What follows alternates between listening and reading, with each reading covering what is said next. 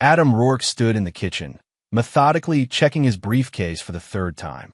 Laptop, chargers, audit reports, emergency contacts. Everything had to be perfect for the Denver trip. 3 days of high-stakes logistics meetings that could make or break his promotion. "Daddy, can I come with you?"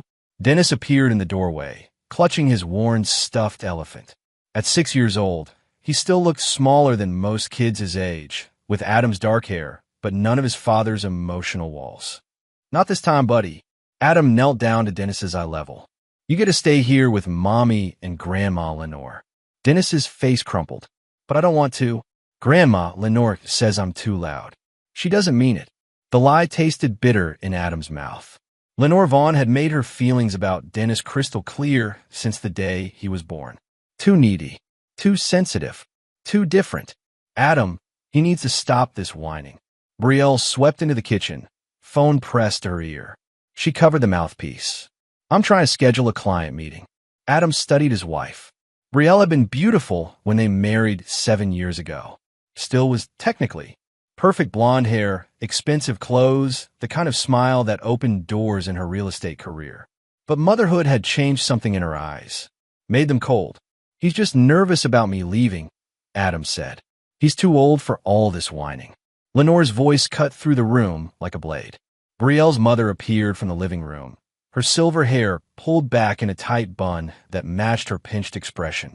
Kids need discipline, not coddling. Adam felt his jaw clench. He'd grown up in the foster system, bounced between 7 homes before aging out 18. He knew what discipline without love looked like. "Dennis is fine the way he is." "Is he?" Lenore's eyebrows rose. "When I was raising Brielle, children sat quietly and didn't interrupt adult conversations. They certainly didn't have meltdowns in grocery stores. He has sensory processing issues," Adam said through gritted teeth. "The doctors explained this." "Doctors?" Lenore waved a dismissive hand. "In my day, we called it poor parenting." Dennis pressed closer to Adam's leg. The boy's breathing had quickened a sign he was getting overwhelmed. Adam ran his fingers through his son's hair, the way that always calmed him down. "Daddy has to go to work," Adam said softly. "But I'll call you every night, okay? Promise." "Promise." Brielle ended her call with an exaggerated sigh. "Are you almost done?" "I have things to do today." Adam stood, fighting the familiar knot in his stomach. Every instinct told him not to leave Dennis. But the Denver audit was critical. Miss it, and he'd lose any chance at the regional manager position. The position that would finally give him enough money to get Dennis into the private school with the special needs program that he pulled out Dennis's emergency kit from the kitchen drawer. EpiPen, emergency contact card, allergy medical bracelet. Remember, he's severely allergic to peanuts. Any exposure could kill him. "Yes, Adam. We know." Brielle rolled her eyes. "You've only told us 1,000 times." "I'm serious, Brielle. Check every label. Ask about ingredients. His EpiPen needs to stay with him at all times." "Got it." She grabbed the kit without looking at it. "Can you go now?" "Mom, and I have a spa appointment at 2. Adam's stomach dropped. "You're leaving him with a babysitter? Just for a few hours." "Mrs. Patterson from next door. She's watched him before." Had she? Adam couldn't remember, but Dennis seemed to recognize the name. The boy's shoulders relaxed slightly. "Okay." Adam kissed Dennis's forehead, breathing in the smell of his son's shampoo. "Be good for Mommy and Grandma." "I love you." "Love you too, Daddy." Adam grabbed his suitcase, pausing at the door. Dennis stood between Brielle and Lenore like a small island surrounded by icebergs. Something twisted in Adam's chest, but he pushed it down. 3 days. He could handle 3 days. The Hampton Inn in Denver felt like every other business hotel Adam had ever stayed in. Beige walls, generic artwork, the faint smell of industrial carpet cleaner. He'd finished the first day of audits, eaten a room service sandwich, and called Dennis at 8 o'clock sharp. "Hi, Daddy." Dennis's voice had sounded bright through the phone. "We had pizza for dinner, and I drew you a picture of an airplane." "That sounds great, buddy. Did you remember to take your allergy medicine?" "Uh-huh. Mommy reminded me." That had surprised Adam. Brielle usually forgot Dennis's daily antihistamine. Maybe she was trying harder. "What are you doing tomorrow?" "Grandma Lenore says we might go to the park." "If I'm good." The qualification had made Adam's jaw tighten, but he'd kept his voice light. You're always good. Sleep tight, okay? I love you. Love you too. Adam had hung up feeling better than he had all day. Maybe this trip will be fine. Maybe he was overthinking things. Now, at 11:47 p.m., his phone was ringing. The caller ID showed St. Clair Memorial Hospital. Adam's blood turned to ice. Hello, Mr. Rourke? This is Dr. Martinez at St. Clair Memorial Emergency Department. Your son Dennis is in critical condition. He fell down the stairs, and the words hit Adam like a physical blow. The room spun. What? How? Is he? We stabilized him, but sir, it's bad. You need to get here as soon as possible. I'm in Denver. I can drive 13 hours. Sir, I need you to understand. Your son suffered severe trauma from the fall, and he also went into anaphylactic shock. We're doing everything we can, but the line went quiet except for the sound of Adam's heart hammering against his ribs. Doctor, just please get here as soon as you can. Adam's hands shook as he dialed Brielle's number. It rang 4 times before she answered. What? Her voice was flat. Not worried. Not crying. Flat. Brielle, what happened? The hospital called. They said Dennis fell down the stairs. Yeah. She sounded almost bored. It was an accident. An accident? How does a 6-year-old fall downstairs hard enough to? Adam's voice cracked. They said he had an allergic reaction too. Did you give him his EpiPen? Silence. Brielle, did you give him the EpiPen? You shouldn't have left him with me. The words were like a knife between his ribs. What does that mean? It means exactly what I said. You knew I didn't want to watch him alone. You're his mother, and you're his father. But you cared more about your stupid job than your son. Adam felt something break inside his chest. Put Lenore on the phone. What? Put your mother on the phone. Now. He heard muffled voices, then Lenore's clipped tones. Adam, what happened to my son? He wouldn't sit still. He ran around like a wild animal. We told him not to run near the stairs, but he wouldn't listen. Where was his EpiPen? The doctor said he had an allergic reaction. He got into something he shouldn't have. Children need to learn consequences. Adam's vision went red. What did he get into, Lenore? I don't know. Some cookie crumbs, maybe. He's always getting into things. There are no peanut products in that house. I checked every cabinet myself. Well, apparently you missed something. The line went dead. Adam stared at his phone, his whole body shaking. He threw clothes into his suitcase with numb fingers. 13 hours. He had to drive 13 hours to get to his dying SONAS. He ran to his rental car. One thought kept circling through his mind. Brielle had sounded guilty. Not sad. Not sorry. Guilty. The drive from Denver to Bend passed in a nightmare blur of gas stations, energy drinks, and phone calls to the hospital. Every hour, Adam called for updates. Every hour, the news got worse. His brain swelling has increased. We had to intubate him. Mr. Rourke, you need to prepare yourself. At 2:17 p.m., 13 and a half hours after he'd left Denver, Adam's phone rang one final time. Mr. Rourke? This is Dr. Martinez. I'm so sorry. Dennis passed away 20 minutes ago. We did everything we could. Adam pulled over on the side of Highway 97, 5 miles from Bend, and threw up in the tall grass. His son was dead. His beautiful, sensitive, artistic little boy was gone. When he walked into St. Clair Memorial 40 minutes later, his eyes were dry.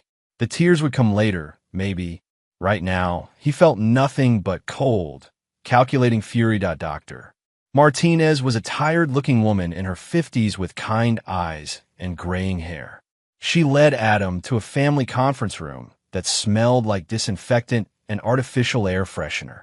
I need to know exactly what happened, Adam said. Doctor Martinez consulted her tablet. Dennis arrived at 11:15 p.m. via ambulance. He was unconscious with signs of severe head trauma and anaphylactic shock. His breathing was compromised, heart rate irregular. Anaphylactic shock from what? Blood tests showed significant levels of peanut proteins in his system.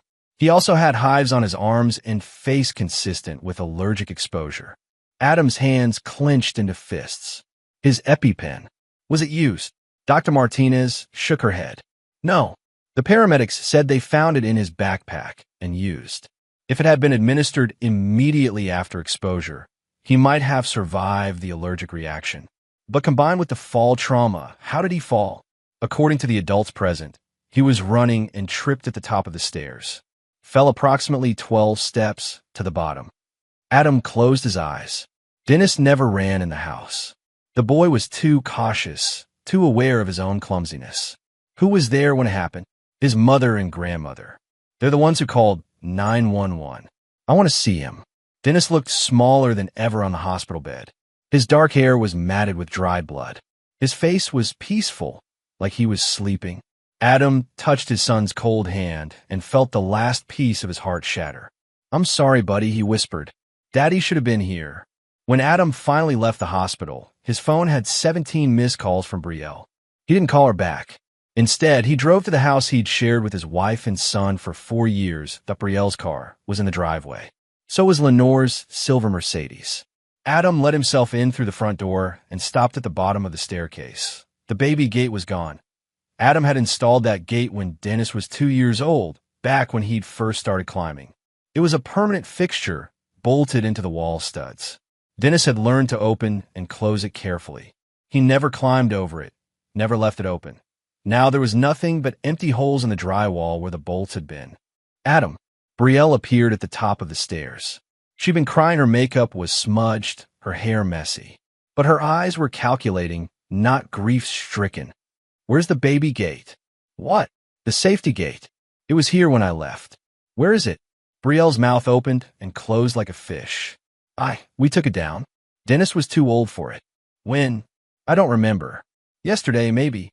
Adam climbed the stairs slowly. At the top, he could see scuff marks on the wall where the gate had been. Fresh ones. The paint was still bright white underneath where the mounting brackets had protected it. "You took it down yesterday," he said quietly. "Yes." The same day Dennis fell down these stairs. Brielle's face went white. It was a coincidence. Adam walked past her to Dennis's room. Everything looked normal at first glance.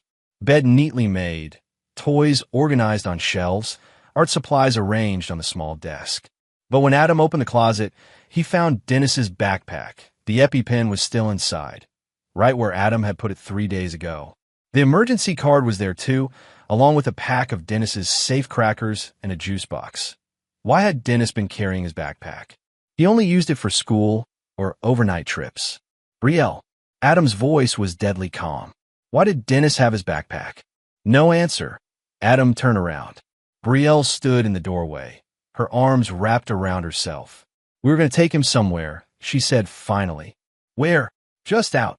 For a drive." "With his emergency kit?" "Yes." At 11 o'clock at night. Brielle's face crumpled. It wasn't supposed to happen like this. Adam felt something cold and sharp settle in his chest. What wasn't supposed to happen like this? But Brielle was already running down the hallway, her bare feet slapping against the hardwood. A door slammed. Adam heard her car start in the driveway, tires squealing as she backed out. That Lenore's Mercedes was still there. Adam found her in the kitchen, methodically washing dishes that were already clean. She didn't look up when he entered. "Lenore, I'm sorry for your loss," she said without emotion. "Dennis was a difficult child, but he didn't deserve to die." "Tell me what happened." "I already told you. He was running. He fell." Adam studied her profile. Lenore Vaughn had been controlling people through guilt and manipulation for 63 years. She was good at it, but she was also nervous. He could see it in the tight line of her shoulders, the way she scrubbed the same plate over and over. "Where did the peanuts come from?" "I don't know. I check every food item in this house. There were no peanut products anywhere. Children get into things." "What things, Lenore?" She finally turned to face him. Her pale blue eyes were hard as ice. "Your son was disturbed, Adam. All that sensitivity training and therapy nonsense. In my day, children learned to behave or they face consequences. Consequences like what? Like learning that the world doesn't revolve around their special needs." Adam stepped closer. "Did you give him something with peanuts in it?" "Of course not. I'm not a monster." "Then where did it come from?" Lenore dried her hands on a kitchen towel with precise movements. "Perhaps you should ask yourself why your son was so out of control that he ran down a flight of stairs." Perhaps you should ask yourself what kind of father leaves a special needs child with people who don't want him there. The words hit their target. Adam felt the familiar weight of guilt, the same guilt that had followed him through every foster home. Never good enough, never wanted, always someone else's burden. But this time, the guilt was accompanied by something else. Something cold and calculating that had kept him alive through 18 years of foster care and 7 years of marriage to a woman who resented their son. "You're right," Adam said quietly. "I should have protected him better." Lenore smiled, thinking she'd won. "Well, at least you can admit your mistakes." "Yes," Adam said. "I can." The funeral was held on a gray Tuesday morning at Bend Community Chapel. Adam had wanted something small, intimate. Dennis would have hated a big crowd. But Lenore had insisted on announcing it in the newspaper, and nearly 200 people showed up. Adam sat in the front row, wearing his only black suit, and watched his wife perform. Because that's what it was, a performance. Brielle had positioned herself where everyone could see her, dabbing at her eyes with tissues, accepting hugs from neighbors who barely knew Dennis. She wore a black dress that probably cost more than Adam made in a week, and her makeup was camera-ready. "She's holding up so well," someone whispered behind him. "Such a strong mother." Adam's hands clenched in his lap. Lenore sat beside Brielle, playing the role of grieving grandmother with practiced ease. She spoke in hushed tones about tragic accidents and God's plan, and how Dennis was finally at peace. The words made Adam's skin crawl. "Mr. Rourke?" Adam turned. A woman with curly brown hair and tired eyes stood beside his pew. She wore simple black pants and a white blouse, the kind of practical outfit that suggested she'd come straight from work. "I'm Nova Ellison. I was one of Dennis's nurses at the pediatric clinic." Adam remembered her now. Nova had been the one who'd made Dennis laugh during his allergy testing last year. She'd been patient when he got overwhelmed, gentle when he cried during blood draws. "Thank you for coming," Adam said. Could I speak with you privately for a moment?" Adam glanced around the chapel. Brielle was still accepting condolences from a line of mourners. Lenore was speaking with the pastor about the service order. Neither of them had looked in his direction since the service began. Of course. They walked outside to the chapel's small garden. The October air was crisp, smelling of fallen leaves and rain. Nova wrapped her arms around herself, shivering. "I don't know if I should be telling you this," she said, "but I can't stop thinking about it." "Tell me what?" "Dennis came to the clinic about 6 months ago. You brought him in for his regular checkup, remember? But before that, he'd been there twice with your wife." Adam's pulse quickened. "For what?" "The first time, she said he'd fallen off his bike. He had bruises on his arms and back. I asked him what happened, and he said he couldn't remember. Kids fall all the time." "I know, but the bruises were unusual. They looked more like grip marks than fall injuries. I documented it and sent a report to Child Protective Services." Adam felt the world tilt. "You reported us?" "I had to. It's mandatory reporting. But CPS dismissed it. They said Dennis was just clumsy, and there was no other evidence of abuse." "What was the second visit for?" Nova looked uncomfortable. "He had a rash, all over his chest and arms. Your wife said it was eczema, but it looked more like an allergic reaction to me. I suggested allergy testing, but she refused. Said you couldn't afford it." That was a lie. Adam's insurance covered allergy testing. They'd done the full panel 2 months later, when Adam took Dennis himself. "Did you ever see Dennis with my mother-in-law?" Adam asked. "Once. She came with your wife for the second visit. She seemed impatient, kept checking her watch, making comments about Dennis being difficult." Adam closed his eyes. 6 months ago, Brielle had started leaving Dennis with Lenore more often. Said she needed time to focus on her real estate career. Adam had thought it was good for Dennis to spend time with his grandmother. He'd been wrong about a lot of things. "Nova." Adam opened his eyes. "Do you think someone was hurting my son?" Nova's face was full of compassion and professional caution. "I think Dennis was a sweet boy who deserved better than what happened to him. And I think you loved him very much." It wasn't a direct answer, but it was enough. "Thank you," Adam said, "for caring about him. He drew me a picture once. After his allergy testing. It was a rainbow with a little boy underneath it, smiling. He said the boy was happy because the rainbow protected him from the storm." Adam's throat closed up. Dennis had always drawn rainbows when he was scared. It was his way of imagining safety. I kept the picture, Nova said softly. If you'd like to have it. Adam nodded, not trusting his voice. When they returned to the chapel, the service was ending. Brielle stood at the altar, speaking about Dennis's bright spirit and artistic soul to an audience of people who'd barely known him. Adam didn't hear the words. He was too busy watching her face, looking for cracks in the performance. And for the first time since Dennis died, he saw them. The way her eyes darted toward the exits every few minutes. The way her hands shook when she thought no one was looking. The way she avoided eye contact with the pediatric nurse standing in the back of the chapel. Brielle was afraid. 2 weeks after the funeral, Adam hired a lawyer. Not for a wrongful death suit, not yet. He hired Patricia Wells, a trust and estate attorney, to help him understand Dennis's financial situation. It was something he should have looked into years ago, but he'd been too busy working, too busy trying to keep his marriage together, too busy pretending everything was fine. Patricia's office was in downtown Bend, in a converted Victorian house with creaky floors and tall windows. She was in her 60s, with steel gray hair and the kind of no-nonsense demeanor that came from 40 years of dealing with family money disputes. Your son had a trust fund, she said, sliding a folder across her desk. Established by your father, Robert Rourke, in 2019. Adam stared at the papers. His father's name on official letterhead made his stomach churn.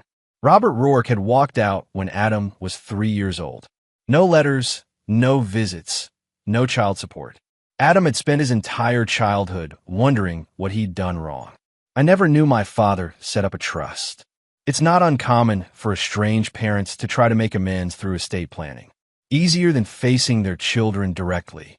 Adam scanned the documents. The language was dense, full of legal terms he didn't understand. But the numbers were clear enough. $180,000.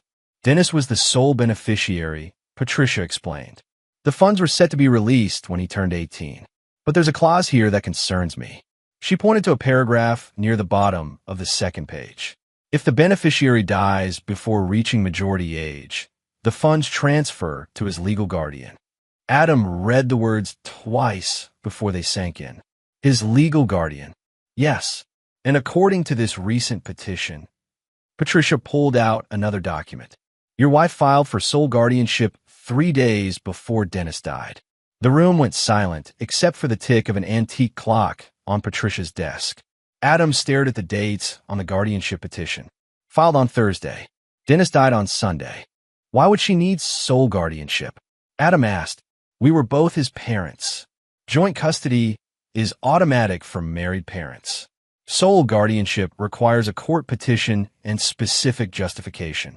Usually it's filed when one parent is deemed unfit. Unfit. Patricia's expression was carefully neutral. The petition cites your work travel schedule and your, quote, emotional unavailability and history of childhood trauma that makes him unsuitable as a primary caregiver, unquote. Adam felt like he'd been punched in the stomach. She used my foster care background against me. It appears so. The petition was approved the day before Dennis died. So now she inherits the money. She would, yes. If Dennis's death is ruled accidental. Adam looked up sharply. Trust funds like this often include clauses about criminal activity. If a guardian is found to have caused the beneficiary's death through negligence or intent, they forfeit any claim to the funds. Adam stood up abruptly, the chair scraping against the hardwood floor. She killed him for money. Mr. Rourke, I can't advise you to make accusations like that without proof. The timing isn't proof enough. Not in court. You need evidence of intent or negligence. And even then, proving a murder case is extremely difficult. Adam paced to the window, staring down at the street below. Tourists walked past with coffee cups and shopping bags, going about their normal lives while his world burned down around him. What would you do? He asked quietly. If it were your child. Patricia was quiet for a long moment. I'd make sure the truth came out. Whatever that truth might be. Adam turned back to her. Al, hire a private investigator. Look into your wife's financial records, her communications, her whereabouts leading up to Dennis's death.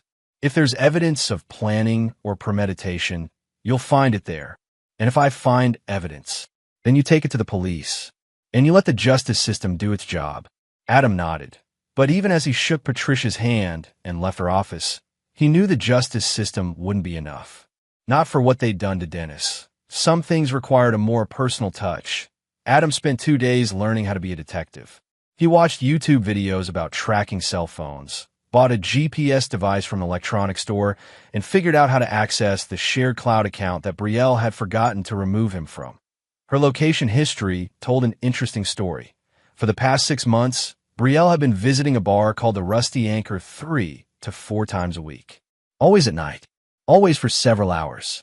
The visits had become more frequent in the weeks leading up to Dennis's death, that on Thursday night, the night before Dennis died, she'd been there from 9 p.m. to 2 a.m. Adam drove to the Rusty Anchor on a Wednesday evening, when the after-work crowd would be thick enough to provide cover.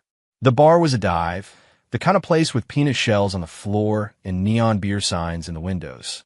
Not Brielle's usual scene, that he ordered a beer and settled into a corner booth where he could watch the bar staff. 3 bartenders worked the evening shift. An older woman with bleached hair, a college-age kid with too many piercings, and a man in his late 20s with tattooed arms and the kind of cocky smile that suggested he knew exactly how good-looking he was. Adam watched the tattooed bartender for 20 minutes before he was sure. The way he moved, the way he flirted with female customers, the way he handled money, everything about him screamed trouble. His name tag read Reese. Adam finished his beer and walked to the bar during a lull in the crowd. "Busy night," he said. Reese looked him up and down, taking in the expensive button-down shirt and khakis. "You lost, man. There's a wine bar down the street that might be more your speed. Actually, I'm looking for an investment opportunity. I heard this place might be for sale." That got Reese's attention.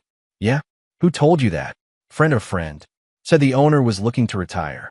Adam pulled out his wallet, making sure Reese saw the thick stack of cash inside. "I'm interested in buying existing businesses rather than starting from scratch." "Huh?" Reese's eyes stayed on the wallet. "I could probably put you in touch with the owner. For finder's fee." Adam smiled. "How much of a finder's fee?" "Depends on the deal. But I know this place inside and out. Been working here 3 years. Could help with the transition, you know.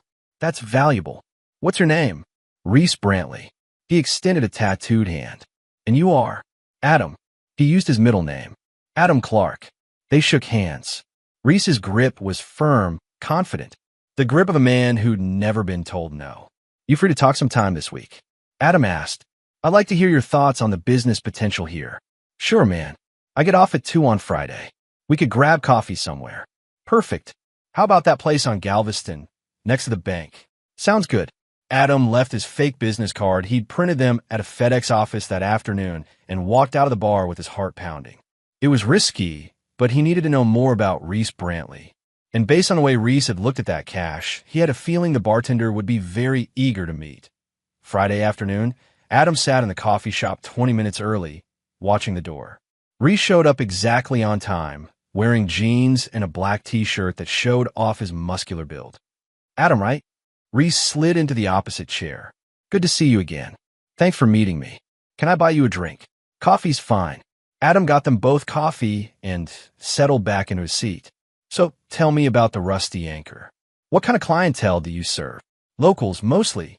Working class crowd during the week, party scene on weekends. We get some of the real estate crowd too. They come in after closing big deals." "Real estate crowd?" "Yeah, you know, agents, brokers. There's this one woman, comes in all the time. Drives a BMW, always dressed like she's going to some fancy party. Tips well." Adam kept his expression neutral. "Sounds like good customers." "She is. Brielle something. Real friendly, if you know what I mean." The words hit Adam like a slap, but he forced himself to smile. "Friendly customers are good for business." "Yeah, she's real. Appreciative of good service." Reese's grin was predatory. "Been coming in for months now. Always orders the same thing, vodka tonic, extra lime." Adam filed that information away. Brielle had never mentioned drinking vodka tonics. At home, she drank wine. Expensive wine that she claimed was necessary for her image. "Anyway," Reese continued, "the bar does pretty good business, but I think it could do better with the right management. Someone with vision, you know?" They talked for another hour about inventory, staffing, and profit margins. Reese was smarter than Adam had expected, but also desperate. He mentioned his student loans, his car payments, his ex-girlfriend who'd cleaned out his bank account. By the end of the conversation, Adam had learned 3 important things. Reese was broke, he was sleeping with Brielle, and he thought he was smarter than everyone around him. "I'll need to run some numbers," Adam said as they prepared to leave. "But I'm definitely interested. Can I call you next week?" "Absolutely." Reese handed him a napkin with a phone number scrawled on it. "I'm usually free after 10 p.m. After 10 p.m., the same time Brielle usually claimed she was showing houses to serious buyers. Adam shook Reese's hand and watched him walk away. Then he sat back down at the coffee shop and called Patricia Wells. "I need that private investigator," he said when she answered. "And I need him to start immediately." The private investigator's name was Mike Chun, and he looked exactly like what Adam had expected. Middle-aged, unremarkable, the kind of man who could blend into any crowd. They met at a diner outside of town, where Mike spread photographs across the sticky table like he was dealing cards. "Your wife's been busy," Mike said, pointing to a picture of Brielle entering the Rusty Anchor. "She's been seeing the bartender for at least 4 months. Probably longer." Adam studied the photos. Brielle and Reese holding hands in a parking lot. Brielle and Reese kissing against the side of her BMW. Brielle and Reese entering a motel room together. "Any financial connections?" Adam asked. "Not directly, but here's where it gets interesting." Mike pulled out a bank statement. 3 weeks ago, your wife applied for a credit line against your house. $50,000. Adam's blood went cold. "I never signed anything." "She forged your signature. I compared it to documents you've signed recently. It's a good forgery, but not perfect. A handwriting expert would catch it." "What did she do with the money?" "Haven't spent it yet. It's sitting in a separate account at a different bank." But here's the thing, Reese Brantley deposited $5,000 in cash the day after your son died. Adam felt the familiar rage building in his chest. She paid him. Looks like it. But paying him for what? That's the question. Mike had more. Financial records showing Brielle's growing desperation over the past year. Missed mortgage payments. Maxed out credit cards. A real estate career that was failing despite her perfect image. She needed money, Mike concluded, and she needed it fast. That evening, Adam put his new plan into motion. He called Lenore and suggested they have lunch to discuss Dennis's memorial service. She agreed, probably thinking she could manipulate him into something that would benefit her image. They met at an upscale restaurant in downtown Bend, the kind of place where Lenore felt comfortable among her social circle. Adam waited until she'd ordered her usual salmon salad, no dressing, sparkling water before dropping his bomb. "I found out about Dennis's trust fund," he said casually, cutting into his steak that Lenore's fork paused halfway to her mouth. "Trust fund, the one for my father. $180,000. Did you know about it?" "Of course not. How would I know about that?" But her voice was too high, too careful. Adam had spent 7 years learning to read the women in his family. Lenore was lying. "It's interesting timing," Adam continued. Brielle filed for sole guardianship just 3 days before Dennis died. Now she inherits all that money. Lenore set down her fork. "Adam, I don't like what you're implying." "I'm not implying anything. I'm just sharing information." He took a sip of his coffee. Of course, if there was any evidence that Dennis's death wasn't accidental, Brielle would lose the inheritance. The trust has specific clauses about criminal activity. Dennis's death was a tragic accident. I'm sure it was. But you know how suspicious people can be, especially when there's money involved. Adam leaned forward. "If I were you, I'd make sure my story stayed consistent." The police might ask more questions. Lenore's face had gone pale under her carefully applied makeup. "What do you mean?" "Just that grief makes people remember things differently sometimes. Details change. Timelines get confused." Adam smiled, but there was no warmth in it. "I'd hate for you or Brielle to accidentally say something that contradicted the official report." He left Lenore sitting at the table, her salmon untouched, her hands shaking as she reached for her water glass. That night, Adam sat in his car outside Lenore's house with a listening device he'd bought online. It was illegal, probably inadmissible in court, but he didn't care. He needed to know what they were saying when they thought no one was listening. At 9:47 p.m., Brielle's BMW pulled into the driveway. Adam activated the recording device and waited. 20 minutes later, he heard Lenore's voice through the static. "If anyone finds out, we're both screwed." Brielle's response was muffled, but Adam caught the key words. "Told him not to eat the whole cookie," Lenore again. "You're the one who fed it to him. You said a little bit wouldn't hurt." "I didn't know he'd eat the whole thing. He was supposed to just taste it." "Well, congratulations. Now we're murderers." The recording device captured every word in crystal clear digital quality. Adam sat in his car, listening to his wife and mother-in-law argue about how they'd killed his son, and felt something cold and final settle in his chest that he'd found his evidence. Now he just had to decide what to do with it.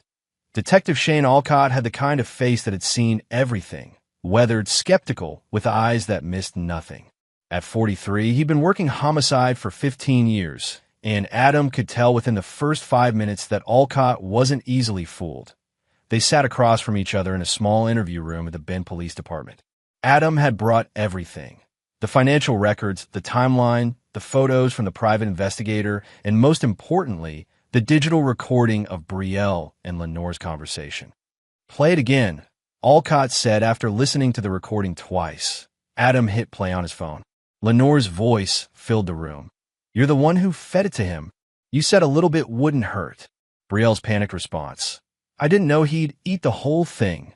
Alcott took notes in a small black notebook, his handwriting precise and careful. "How'd you get this recording?" "Above my mother-in-law's car." "You know that's illegal." "Yes. Could get thrown out of court." "I know." Alcott studied Adam's face. "Why should I believe you didn't fake this?" "Because I'm not that smart," Adam said simply. "And because you can verify everything else I've shown you. The trust fund, the guardianship petition, the affair. It all happened exactly the way I said. Let's say I believe you. What exactly are you asking me to do?" "Investigate my son's death as a homicide." Alcott flipped through the medical examiner's report. "Kid died from head trauma and anaphylactic shock. Could still be accidental." "Could be. But now you know it probably wasn't." They sat in silence for a moment. Adam could practically hear the gears turning in Alcott's head, weighing evidence against procedure, truth against bureaucracy. "I used to be a foster kid," Alcott said finally. Adam looked up surprised. 7 different homes between ages 4 and 16. "Know what I learned in those homes?" "What?" "That some people will do anything for money, and that kids are always the ones who pay the price." Alcott closed his notebook. "I'll look into it, unofficially at first. If I find enough evidence to support a warrant, we'll move forward officially." "Thank you." "Don't thank me yet. This could all blow up in both our faces." Adam left the police station feeling lighter than he had since Dennis died. For the first time in weeks, he wasn't carrying the weight of the truth alone, but he wasn't done. While Alcott investigated through official channels, Adam had his own plans. That afternoon, he called his friend Marcus Webb, a civil rights attorney who owed Adam a favor from their college days. Without mentioning names or specific details, Adam asked Marcus to forward some information to the appropriate authorities. Child Protective Services received an anonymous tip about a potential child death involving negligence and financial motivation. The State Child Welfare Office received copies of Dennis's medical records and the trust fund documentation. 2 local reporters received manila envelopes containing Brielle's financial records and photos of her with Reese. The BY Wednesday morning. The story had leaked. The headline in the Bend Daily News read, "Local mother inherits after son's mysterious death following allergy incident." The article was carefully worded to avoid libel charges, but the implications were clear. Within hours, it had been picked up by regional news outlets. By evening, it was trending on social media. Adam sat in his empty house, reading the comments on Facebook and Twitter. Most people were outraged. Some defended Brielle, saying she was being victimized by rumor and speculation. But the overall tide was turning against her. His phone rang at 8:30 p.m. Brielle's number. "Adam." Her voice was shaking. "We need to talk." "Do we?" "People are saying terrible things. They're calling me a murderer." "Are you?" Silence. "Adam, please. You have to help me. Tell them it was an accident." "Was it?" "Of course it was. How can you ask me that?" Adam closed his eyes. Even now, even with everything he knew, part of him wanted to believe her. 7 years of marriage, 7 years of trying to make it work, 7 years of telling himself that Brielle loved Dennis in her own way. I know about the trust fund, he said quietly. Another silence. I know about Reese. I know about the guardianship petition. I know you fed Dennis something with peanuts in it. Adam, I know you killed our son for money. The line went dead. The media attention exploded over the next week. What started as a local news story became a national obsession. Nancy Grace picked it up. Reddit created a dedicated discussion thread. True crime podcasters began dissecting every detail of Dennis's death. Brielle and Lenore became prisoners in their own homes. Protesters gathered outside Lenore's real estate office with signs reading, "Justice for Dennis," and "Children are not paychecks." Someone spray-painted "Murderer" across Brielle's BMW windshield. Adam watched it all from his living room, feeling nothing. No satisfaction, no guilt, no relief. Just cold, patient calculation. Detective Alcott called on Thursday morning. "We got the warrant." "For what?" "Everything. Bank records, phone records, digital devices, search of both residences. Judge was very interested in your recording and the financial timeline." "When?" "This afternoon. I'll call you when we're done." The search lasted 6 hours. Adam drove past Lenore's house twice and saw police cars in the driveway, officers carrying boxes of evidence to unmarked vans. Neighbors stood on their porches, watching the spectacle with undisguised fascination. At 7 p.m., Alcott called back. "We found some interesting things," he said. "Can you come to the station?" This time, they met in a larger conference room. Alcott had spread evidence across a long table like pieces of a puzzle. "Your mother-in-law tried to destroy some evidence, but she's not very good at it." He pointed to a plastic bag containing what looked like cookie crumbs. "Found these in her kitchen trash, wrapped in a paper towel and buried under coffee grounds. Cookies, peanut butter cookies, from Sweetland Bakery downtown. We also found this." He held up a credit card receipt. "Your mother-in-law bought 2 dozen peanut butter cookies 2 days before Dennis died. Paid cash, but they keep receipts for inventory." Adam stared at the evidence. "She bought them specially. Gets better. We found digital evidence on your wife's laptop. She Googled peanut allergy symptoms and how much peanut to cause allergic reaction 3 days before Dennis died." The room felt cold. Adam pulled his jacket tighter around his shoulders. "She researched how to poison him. Looks like it. But here's the smoking gun." Alcott pulled out a cell phone. "Text messages between your wife and the bartender. Want to hear them?" Adam nodded. Alcott read from a printed transcript. "Brielle to Reese, Sunday morning. It's done. Problem solved. Reese to Brielle. You sure nobody will find out?" Brielle to Reese. "Who's going to investigate a clumsy kid falling downstairs?" Adam's vision went red around the edges. "They planned it. Sure looks like it. We're bringing them both in for questioning tomorrow morning." "Reese too. What about charges?" "Depends on what they say. Could be anything from negligent homicide to first-degree murder." Adam left the police station and drove to the cemetery where Dennis was buried. The headstone was simple, just his name, dates, and the words "beloved son." Adam had wanted to add "taken too soon," but couldn't bring himself to engrave a lie. Dennis hadn't been taken. He'd been murdered. "I'm sorry, buddy," Adam whispered to the headstone. "I'm sorry I couldn't protect you, but I promise they're going to pay for what they did." The October wind was cold against his face, but Adam didn't feel it. He felt nothing but the cold fire of purpose that had kept him going for the past month. Tomorrow, justice would begin. Reese Brantley broke first. Adam wasn't surprised. 36 hours in a police interview room with Detective Alcott asking the same questions over and over would break anyone, but especially someone like Reese, cocky, impulsive, and fundamentally selfish. Alcott called Adam at home Wednesday evening. "Your bartender friend decided to cooperate." "What did he say?" "That he told them not to do it. That it was all Brielle and Lenore's idea. That he never touched the kid." Adam felt his jaw clench. "But he took money from them. $5,000, yeah. Says Brielle told him it was payment for keeping quiet about their affair. He claims he didn't know about the murder plot until after it happened. Do you believe him?" "Doesn't matter what I believe.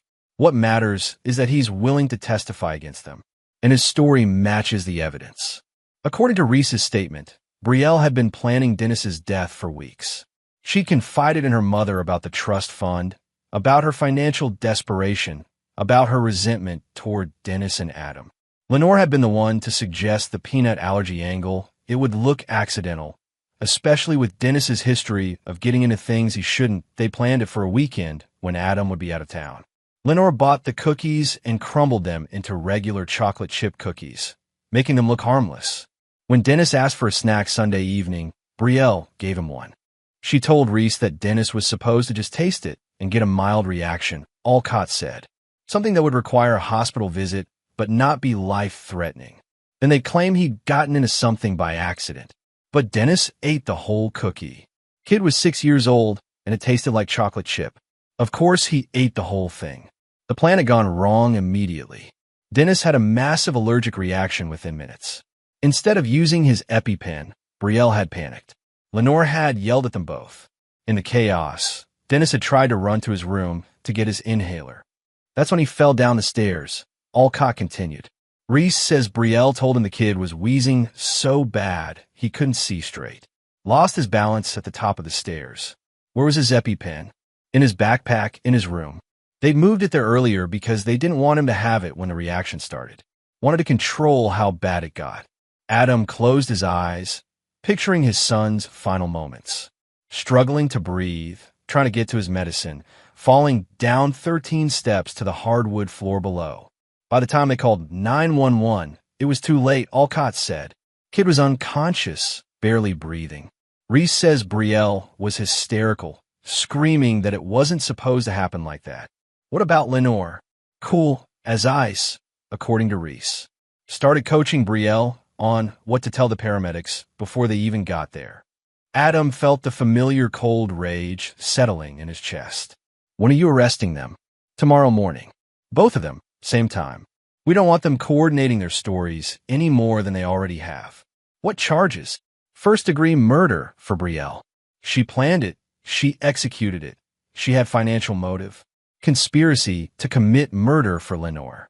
We might be able to get murder charges for her too, depending on how the DA feels about it.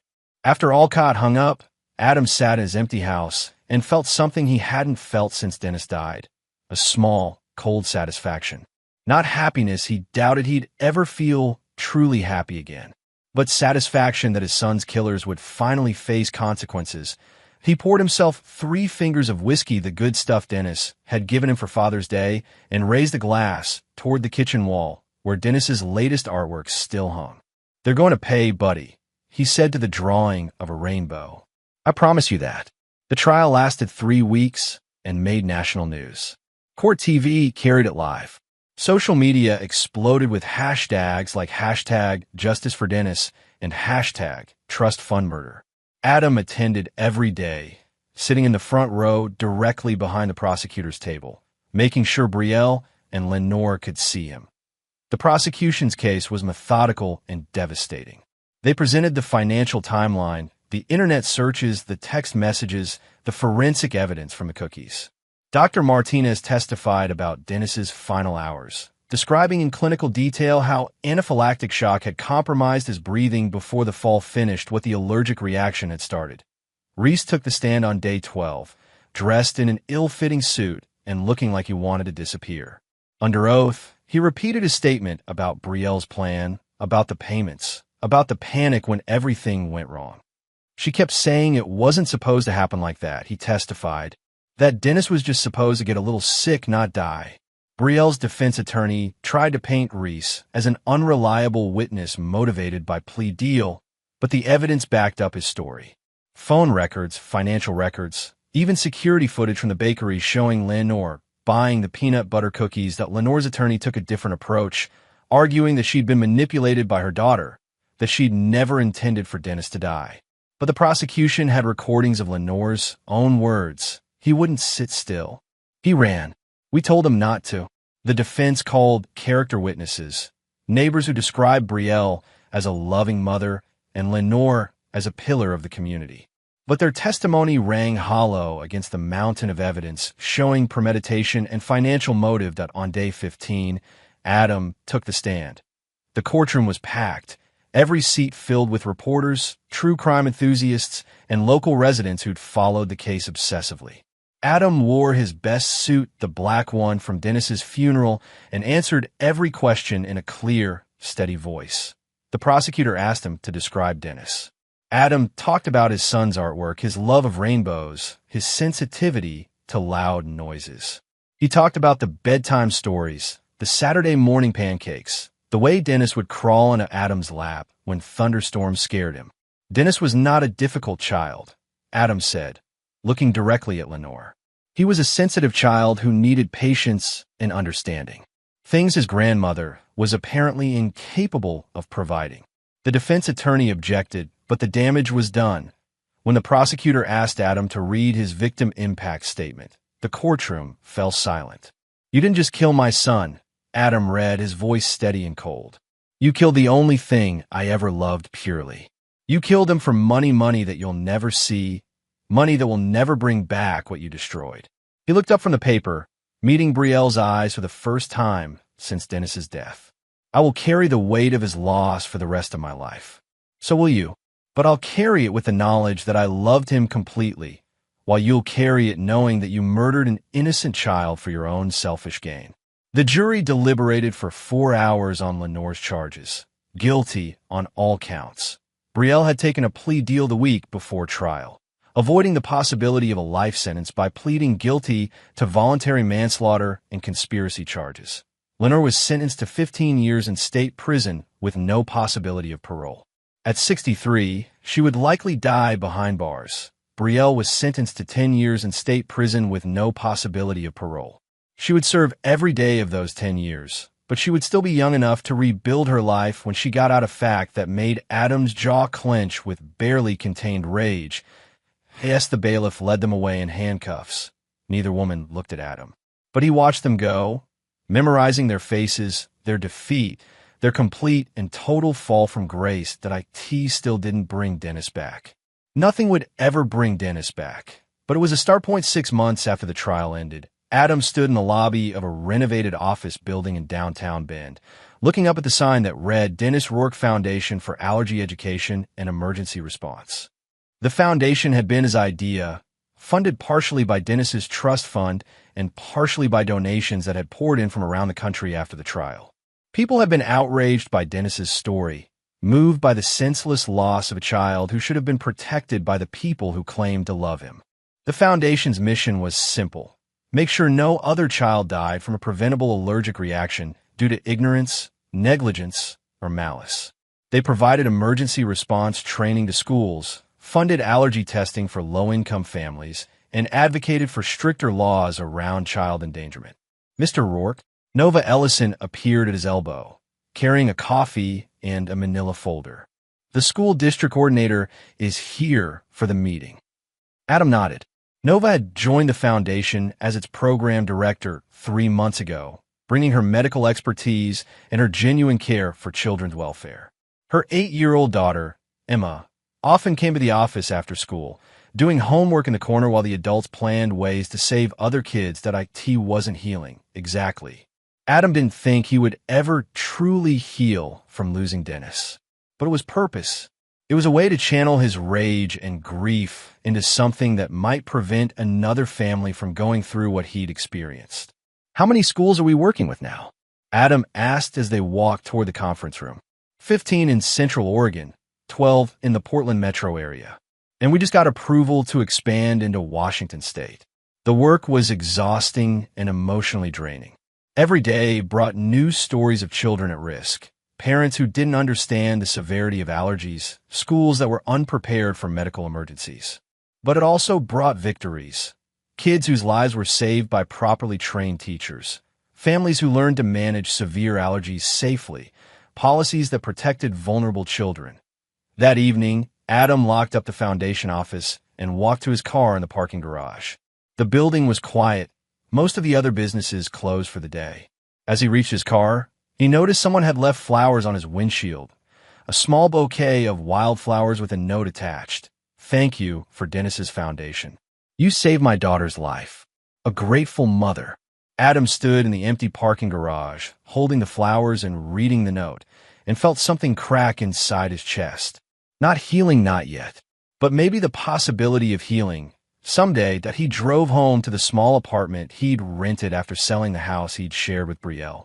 The walls were covered with Dennis's artwork, the bright rainbows and smiling stick figures that had once decorated his bedroom.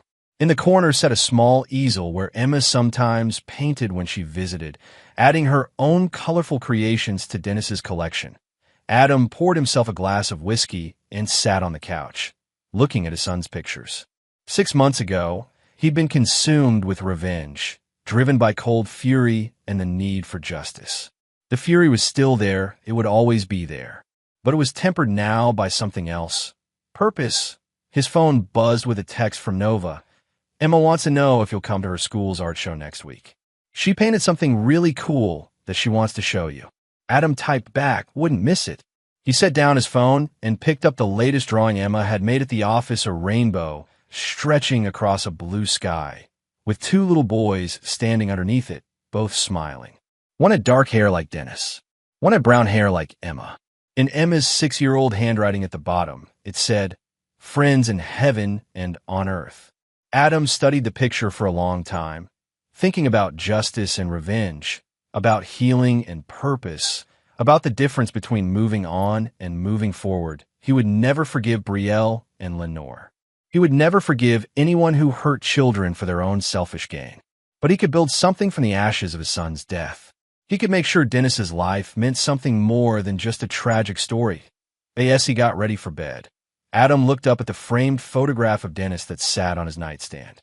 His son was laughing in the picture, paint smudged on his cheek, holding up a rainbow he'd drawn in art class. "I wasn't born to forgive," Adam said quietly to the photograph. "I was born to remember and to make damn sure no one forgets." The foundation would grow. More children would be saved. Dennis's legacy would live on in every life protected, every emergency prevented, every family spared the nightmare Adam had lived through. It wasn't enough. It would never be enough to balance the scales, but it was something, and for now, something was enough.